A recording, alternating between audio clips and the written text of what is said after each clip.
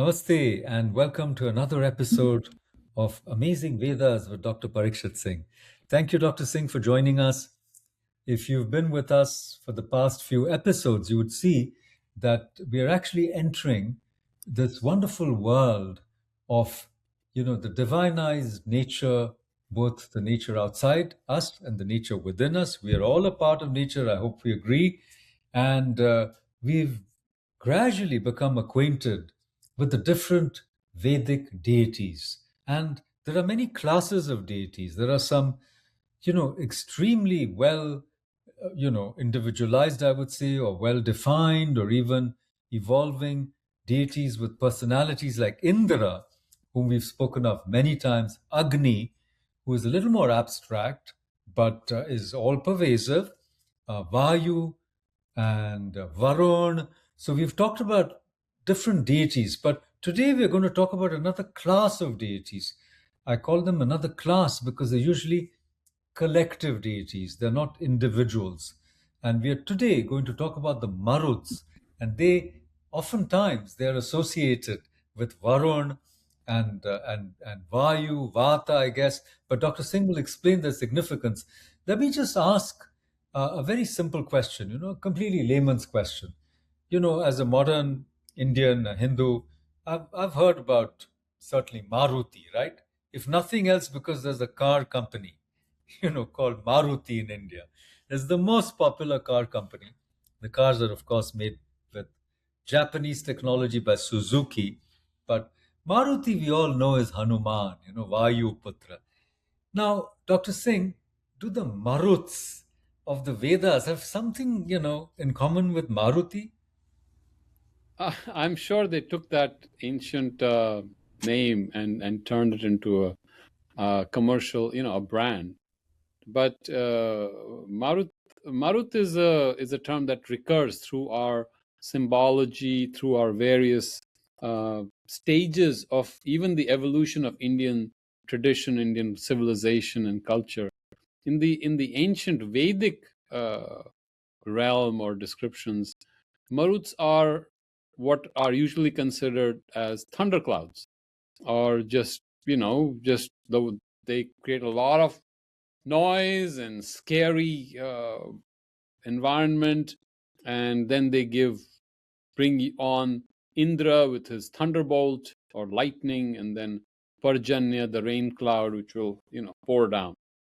But on a deeper reading, Maruts are an intensification.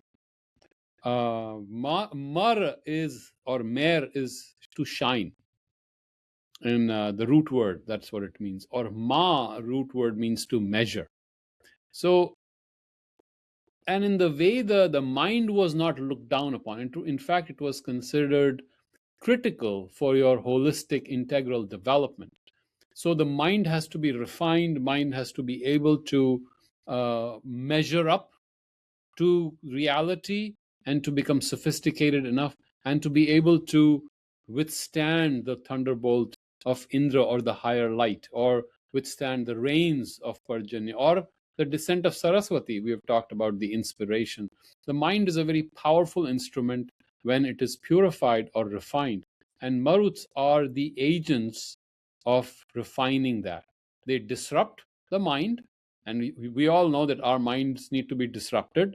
We are so happy and complacent with our fixed ideas, so they all need to be disrupted. There needs to be some ruckus in the brain. We open up to something new. And also prepare for the advent of Indra, because they work very closely with Indra. And they, in fact, obviously, thunderbolts and thunderclouds, they're going to move together. But in a beautiful symbolic representation of that relationship, Maruts are the force and the refinement of the mind to a higher possibility, to a formation of the mind, if may use the word, that gives it a broader scope and prepares it to be able to be inspired constantly. It's almost like you're preparing the mind to receive lightning all the time. Normally, we see lightning once in a while. We get an inspiration. If we get that, one moment, it's gone. Now you create a situation where lightning is a constant feeder. It's coming down, and can you imagine the power of that mind? So that's how I understand the Maruts. Yes, yes, yes, absolutely. In fact, Maruti, one of the names of Hanuman, is exactly that, because without Maruti, it would have been very difficult for Sri Ram, Yes. to defeat Ravan, who was a very powerful Asura and who had a lot of powers. In some ways, they function better at night. And, if you, for the young, if they know, in fact, maybe it's not so young anymore, but there was a very popular, I would say, phenomenon, J.K. Rowling, and she had this, you know, amazing series, as you all know, and and all these books came out, the movies came out, and they have in these movies they have this idea of the Dementors, the dark forces of the evil people. So the Maruts are those, the intensifiers of the powers of the good. So because when you go to battle, you can't just go alone. You need a whole set of forces on your side. The Devi does it when she has to slay Mahishasura. Also, she has all these weapons, and then she has all her Shaktis. She has all her, you know, her assistants, as it were. Each one of them is defined: Dakini, Shodani, Shodishi. All these powers come in. So the Maruts are like that. They come with the thunderclouds, come with Indra, but they're so important. Now, why am I saying some of these things? I'm saying because in many other traditions, there was so much fear associated, whether it's with Zeus or with Jehovah who wields the thunderbolt. But, our ancients, they were not always, seeing some of these as hostile forces. They saw them as friendly also, because you need that pulverization for something, new to come. So they were not entirely afraid of them, but they wanted them on their side. So the Maruts as intensifiers are very important when you go into battle, whether the battle is real, whether, you're actually commanding armies, but even in our lives, there's a daily struggle. So I want to make it clear that, the world of the Vedas is not a comfortable world where, you know, everything is beautifully harmonized and people are singing choirs of praise and the angels are hymning around. No, it's a world of storm and struggle and thunder and lightning. And there are forces of evil, which we're going to talk about after we talk about the gods a little bit. And the wonderful thing about the Vedic, as it were, idea of divinity is that one divine force then manifests in so many different dimensions and shows its potency in so many different ways. And the wonderful thing is that the world of nature, including, as you mentioned last time, hurricanes, cyclones, storms, right, and the world of halcyon, you know the beautiful rainbow and nice spring and the lovely fleecy clouds floating about in the air. Both of these are aspects of the same grand, you might call it the panoply of reality, of which we human beings, though we are so tiny, we're so central somehow to this whole drama, right? So that's why the Maruts are important, because they accompany Indra. And so whenever, you're facing a difficult situation, you have to invoke, all these intensifiers, all these purifiers, all these powers that you already have, and then you'll notice, your own strength increases. And we always find our gods, even Ram, before battle, they go inward, they prepare, and then they invoke all these forces. In fact, even artists and poets do that. Before an artist starts sculpting an image of a deity, they have to go inward. They have to, invoke that deity within themselves. And then they try to create it, chip the stone so that as it were, the image or the divinity is released, which is already implicit, right? So, can you refer to, Dr. Singh, can you refer to some of the places in the Rig Veda or some of the suktas where the Maruts, enter the picture. Can you talk about, a little bit about, those beautiful verses where the Maruts are invoked? Yes, actually, you will find that in the dialogue, which is a very remarkable dialogue between Rishi Agastya and Agastya and Indra. Indra, correct. And Sri Aurobindo has written a beautiful commentary, which is quite inspiring, and a brilliant commentary, in which Agastya invokes and talks to Indra and says, "You are my brother, and so are these Maruts. But why do you block me? Exactly. Why do you not let me grow? I'm trying to go to the truth. You are my brother, and look, I have these Maruts with me, but you are blocking me." And it's a very conversation. It's enlightening, because Indra says, "I'm your brother, but take me with you. I will help you in this journey, but don't try to bypass me. I'm here, and we will do this together." And so suddenly you have a symbiosis, that the human and the divine uh, come together in this journey, in this spiritual world, and they work together to do this collective yajna, or this sacrifice together. And that is one of, probably to my mind, one of, I don't remember the exact verse, but the dialogue between Indra and Agastya, you know what I'm talking about. And it's a fabulous dialogue, and that's where the Maruts are there. Now, usually Maruts do not take center stage in the Veda. Maruts are there as kind of, you're always there for you. You are intensifying. Your mind is being refined, and Indra takes center stage.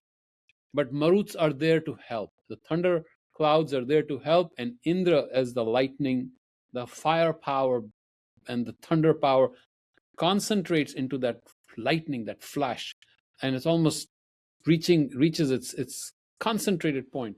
But they are valuable helpers, and they're very valid helpers. And so that's the one that I always talk about. Then I think in the suktam, the Devi suktam, mandala 10, 125, I think Vagdevi invokes them and says, they are all in me, they're all with me. So again, that's a different suktam there where they come. It's always there. They're more in the background, but they're powerful helpers, and we must remember their significance. Usually, you do not invoke them. Even Ashwini, the two Ashwini twins, they are invoked and they feed them soma, but then they bring in Indra, and Indra brings these with him. And it's a very interesting, the whole symbology of the Veda is a very beautiful ecosystem, or ecology, you may call it. And they have allowed us, they give us the interconnectedness of all these powers, these forces, these elements, and yet then they give us a very simple path to move forward, which is through Agni, going to Indra, to the lightning, and then to the highest, plenary consciousness of the sun. And Maruts are always there to help your mind, prepare your mind, get it ready, almost like creating the background, the foundation of the mind. They are getting it ready. They're breaking things around, pushing things, and then comes Indra, and then comes Vishvedeva, and then comes the Saraswati. They will get it ready. They're almost like Ashwini, the twins. Exactly. I'll come to that. I was, in fact, going to ask you that question. But now that you've mentioned it, that amazing dialogue between Indra and Agastya, I think it's in the first mandala, Sukta 170. And, it's one of those Samvada Suktas. What a Yes, beautiful name these suktas are given in the Vedas.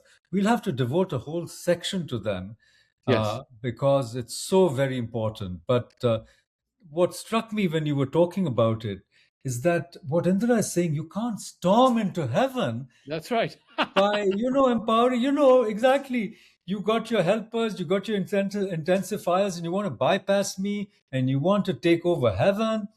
So that's very different from, again, the competition, as it were, between the gods and the humans and the Greeks, and also in the later parts of the Indian spiritual system as well.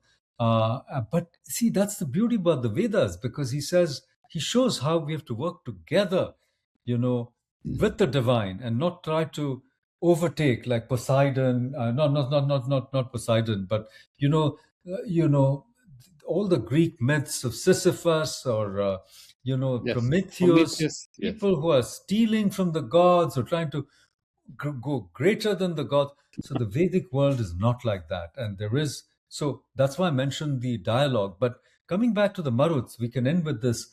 I wanted you to shed some light on the difference between these highly individualized deities, like say Indra, and then these, collective deities, Ashwins, Maruts, the Vasus.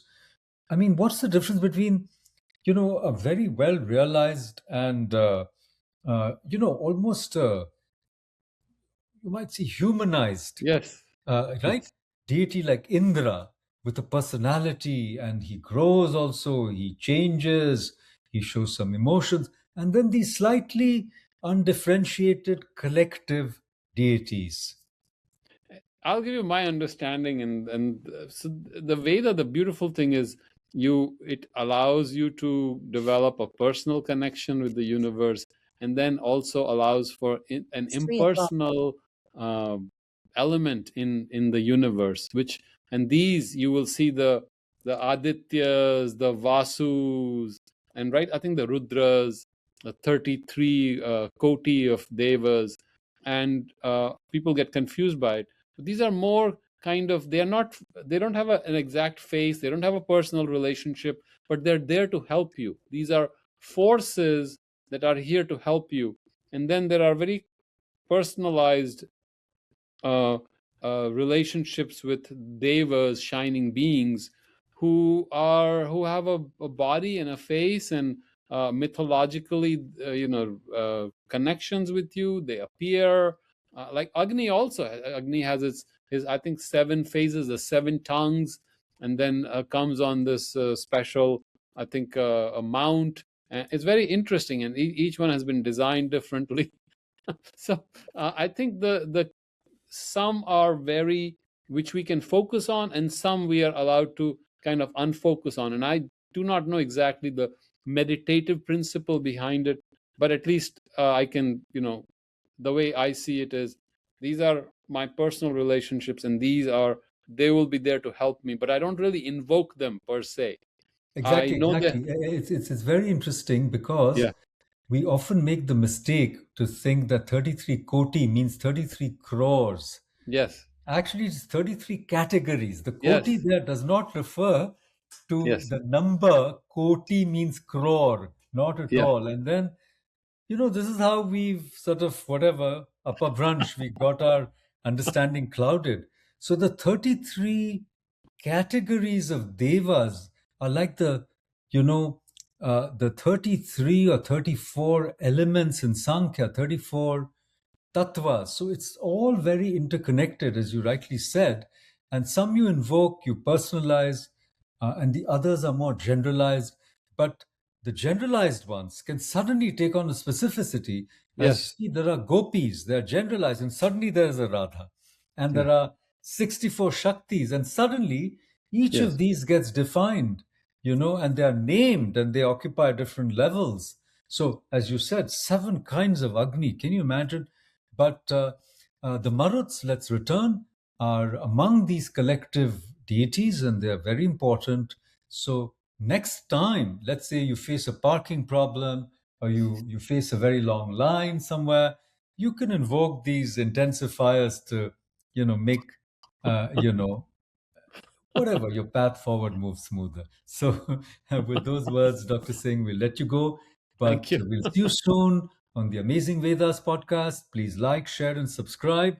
And also check us out on X, where we post very interesting conversations on the Vedas. Dr. Singh does it. I'm just somebody who retweets them and occasionally makes a comment, but I think we enjoy it, and I hope you enjoy it too. So, namaste and thank you. Thank you.